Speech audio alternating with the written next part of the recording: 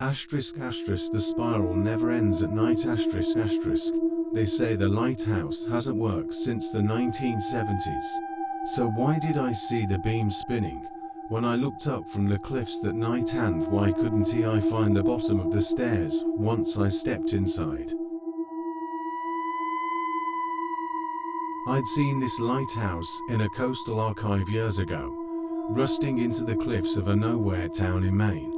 The sun had dipped below the horizon, but I could still make out the silhouette of the lighthouse, black against the deepening blue, like a needle threading the night. It was off the beaten path, untouched, and the kind of place people forget on purpose. My boots echoed as I stepped into the base room, empty except for the spiral staircase curling upward into darkness. I thought I'd get a few moody shots and be gone before midnight. I'm a freelance photographer. I specialize in forgotten places, abandoned hospitals, dead malls, things that feel like they're holding their breath. I parked near a crumbling gate and walked the cliffside path, the wind stinging salt into my cheeks. Inside, it was colder than I expected. The air had that stillness, that strange density, like something was sealed shut. I told myself I'd just climb to the top, snap a few shots, and leave. Instead, I passed another identical landing, with the same round window, the same rusted wall bracket, the same old rope coiled in the corner. The iron was slick with condensation, the kind that clings to your skin and makes everything feel closer than it should be. The glass was cracked, but mostly whole, the great lamp long dead in the center. I took a few photos, long exposures, playing with shadows. Something felt off. Not wrong, exactly, just misaligned asterisk. I waited, breath held, but heard nothing else. I figured it was probably the building settling, or maybe my own boot knocking something loose on the way up. I gave it 5 minutes, then started down. As I climbed, I passed windows, small, round portholes set into the stone walls. The ocean beyond was just a vast, black void. Like my mind refused to process what my eyes were seeing. Darkness spiraled above me, swallowing the steps one by one. I tried counting each step in a spiral, tried timing how long it took, just the sea, no stars, just black water. But no matter what I did, I ended up at the same place. That landing, that bracket, that rope. The staircase groaned under my weight, but it held.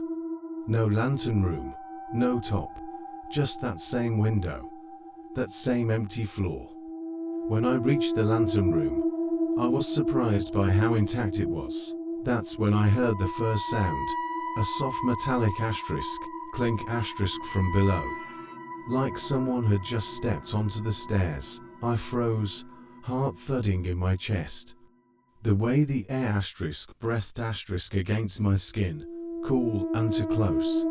Like the space around me was asterisk watching asterisk. That's when things got strange. It wasn't there when I turned around, just empty stairs. After descending maybe 2 floors, I expected to see the base room again. But I didn't. I stopped. Had I miscounted? I shook it off and kept going. Another spiral down, another identical landing. And every few floors, I'd take another picture, always from the hip, without stopping. I stood there, breathing heavily, my stomach turned not from exertion, but from something deeper, instinct. I tried marking the wall with a piece of chalk I always kept in my bag for framing shots. I drew a big X and descended another loop. But I remember the moment I realized I couldn't hear the ocean anymore. Just a soft, rhythmic asterisk breathing asterisk, not mine, just behind the wall. Another landing, the same rope, the same bracket, the same window, but no chalk mark.